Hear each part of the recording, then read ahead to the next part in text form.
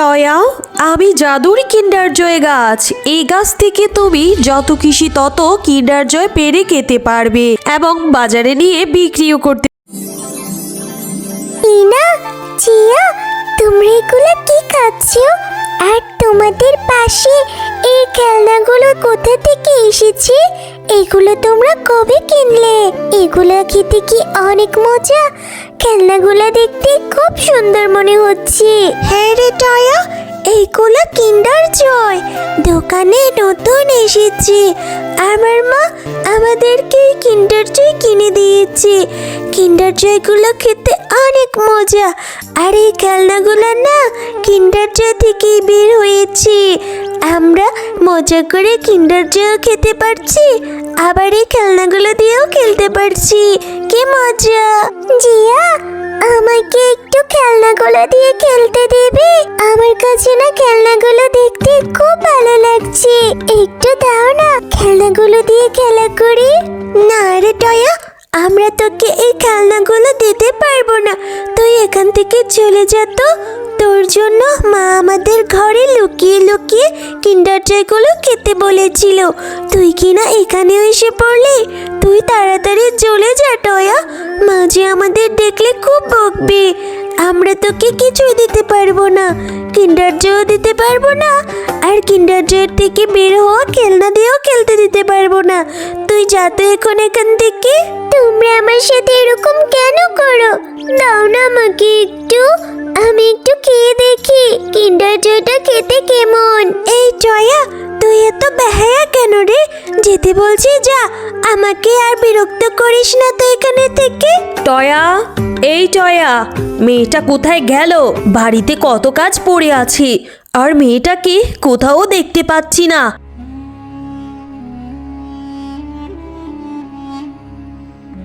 কি হয়েছে মামি, বলো।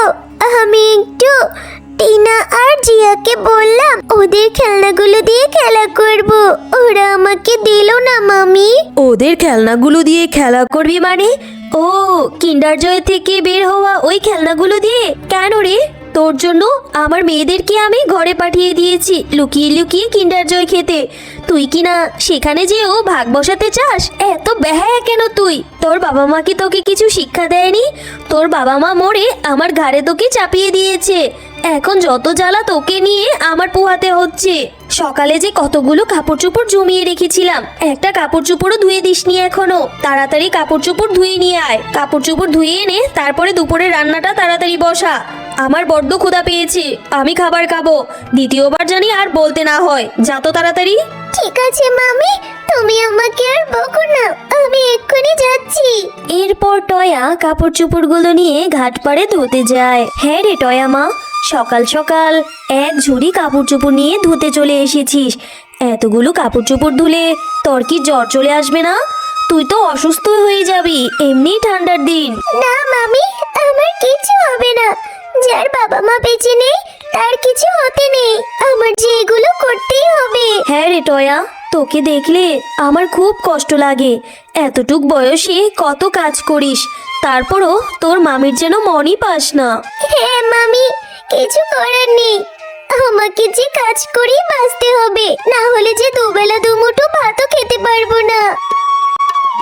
কতগুলো কাপড় চোপড় ধুলাম, একটু জিরাতেও পারলাম না, এখন আবার রান্না করতে বসতে হলো।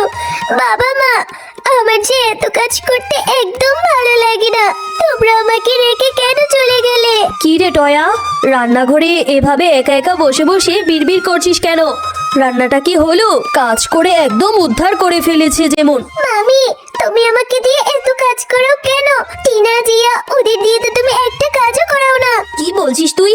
আমার মেয়েদের সঙ্গে তোর তুলনা দিচ্ছিস? হ্যাঁ রে অভাগী, তোকে কি আমি ফ্রিতে খাওয়াবো? হ্যাঁ, তোর বাবা মা কি আমার নামে অনেক জায়গা সম্পদ লিখে দিয়ে গিয়েছে নাকি যে তোকে আমি ফ্রিতে বসে বসে খাওয়াবো?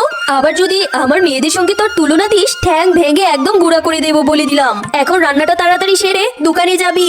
মিনু ভাবির দোকানে আমি লিস্টি দিয়ে এসেছি আর টাকাও দিয়ে এসেছি, যে দোকান থেকে সদাইগুলো নিয়ে আসবি। তোকে আজকে দুপুরের খাবার খেতে হবে না, এটা তোর শাস্তি। অনেক কথা শিখে গিয়েছিস তাই না? দু এক বেলা না খেয়ে থাকলে তারপরই বুঝবি মজা। মামি, আমি সব কাজ করে দেব সময় মতো, তারপরেও আমাকে দুপুরবেলা তুমি খেতে দিও। আমি যে সকাল থেকে কাজ করছি, সারাদিন কিছুটি খাইনি, এখনো যদি দুপুরেও না খাই তাহলে তো আমি একদম পড়ে যাব। আগে রান্নাটা সেরে দোকান থেকে সদাইপাতি নিয়ে আয়, তারপরে দেখা যাবে। মিনু মামি, মামি নাকি তোমাদের দোকানে টাকার লিস্ট দিয়ে গিয়েছিল। দাও তো, আমাকে বাজারটা বুঝিয়ে দাও। এই নে টয়া বাজার। কিন্তু তুই এতগুলো বাজার নিয়ে কিভাবে বাড়িতে যাবি রে? হ্যাঁ রে টয়া, তোকে দেখলে যে আমার খুব কষ্ট লাগে। মামরা মেয়ে, মামিটা তোর সঙ্গে যাতা ব্যবহার করে, একদম বাড়ির ঝিয়ের চেয়েও খারাপ ব্যবহার করে, ঠিক মতো খেতেও দেয় না। হ্যাঁ মামি, কি করব? এই বাজারগুলো যদি সময় মতো না নিয়ে যেতে পারি তাহলে যে এই বেলা খাবারও জুটবে না আমার।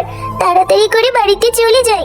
মামি, তোমার দোকানে ওই যে গোল ওগুলো কি কিন্ডার জয়? ওগুলো খেতে কি অনেক মজা? ওগুলোর মধ্যে থেকে না অনেক সুন্দর সুন্দর খেলনা বের হয়? হ্যাঁ রে টয়া, এগুলো তো আমার দোকানে নতুন এনেছি। তা তুই কিভাবে জানলি? তোকে কি তোর মামি কিনে দিয়েছিল? না মামি, জিয়া আর টিনাকে দেখেছিলাম এই কিন্ডার জয়গুলো খুব মজা করে খাচ্ছি। আর কিন্ডার জয়গুলোর থেকে না অনেক সুন্দর সুন্দর খেলনা বের হয়েছিল। ওদেরকে বলেছিলাম আমাকে একটু দিতে, ওরা আমাকে দেয়নি, তাই আমি তোমাকে জিজ্ঞেস করলাম। ও এই ব্যাপার। আচ্ছা এই নে, এই কিন্ডার জয়টা আমি তোকে ফ্রিতে দিয়ে দিলাম। তোর বাবা মা বেঁচে থাকতে অনেক ভালো ছিল। এই নে, এই কিন্ডার জয়টা তুই খেয়ে নিস, আর এর মধ্যে থেকে যে খেলনাটা বের হবে এটা দিয়ে তুই খেলা করিস, কেমন? মামি, তুমি আমাকে এই কিন্ডার জয়টা এমনিতেই দিয়ে দিলে, তুমি অনেক ভালো মামি। কি রে টয়া, এখন আসলি তুই? তা দোকানে যেয়ে কি মিনু ভাবির সাথে গল্প করতে বসেছিস? এত দেরি হলো কেন তোর? কি রে, তোর হাতে ওইটা কি? কিন্ডার জয়ের মতো মনে হচ্ছে। এই কিন্ডার জয় তুই কোথা থেকে এনেছিস? হ্যাঁ মামি, এটা মিনু মামি আমাকে এমনিতেই দিয়েছে। বলেছে এই কিন্ডার জয়টা খেতে, আর এটা থেকে খেলনাটা বের হলে সেটা দিয়ে খেলা করতে। কি বলছিস কি তুই? তুই বলবি আর আমি সেটা মেনে নেব? নিশ্চয়ই তুই আমার ঘর থেকে টাকা চুরি করে তারপরে এটা কিনে নিয়ে এসেছিস, তাই না? এই কিন্ডার জয়টা এখনই দোকানে দিয়ে আমার টাকা নিয়ে আয় বলে দিলুম, না হলে তোকে এই বাড়িতে থাকতেই দিব না আমি আর। বড্ড জ্বালাতন করছিস তুই আমার।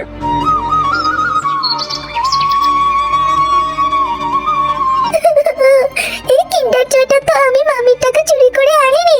মামি আমার কোনো কথাই শোনে না। এই সৃষ্টিকর্তা, আমি যে কি করব? মামি আমাকে বাড়িতে নাকি থাকতেই দেবে না, বাড়ি থেকে তাড়িয়ে দেবে। আমি এই কিন্ডার জয় খাবো না, আমি এক্ষুনি এই কিন্ডার জয় মাটিতে পুঁতে দেব। এরপর টয়া কিন্ডার জয়টি মাটিতে পুঁতে দেয়। আহারে, বেচারা মেয়েটা কত কষ্ট পাচ্ছে। আমি ওর কষ্ট একটু হলেও কমিয়ে দেই। আমি এখানে জাদু করে একটি কিন্ডার জয়ের গাছ এনে দেই, এতে করে মেয়েটা কিন্ডার জয় খেতেও পারবে, আবার সেই খেলনাগুলো দিয়ে খেলাও করতে পারবে। এরপর পরীটা জাদু করে সেখানে একটি কিন্ডার জয়ের গাছ এনে দেয়। মামি মামি, তাড়াতাড়ি আসো, এসে দেখো আমাদের বাড়ির উঠোনে কত বড় একটা কিন্ডার জয়ের গাছ হয়েছে। হ্যাঁ রে টয়া, এইটা কিভাবে সম্ভব? আমাদের বাড়ির উঠোনে কিভাবে কিন্ডার জয়ের গাছ হলো? মামি, কালকে তুমি বকেছিলে না, তারপরে সেই কিন্ডার জয়টা আমি তোমার ভয়ে মাটিতে লুকিয়ে রেখেছিলাম। সেই কিন্ডার জয়টা থেকে এত বড় একটা কিন্ডার জয়ের গাছ হয়েছে। ও বাবা, সত্যি এই গাছের সকল কিন্ডার জয় আমি আর জিয়া খাবো।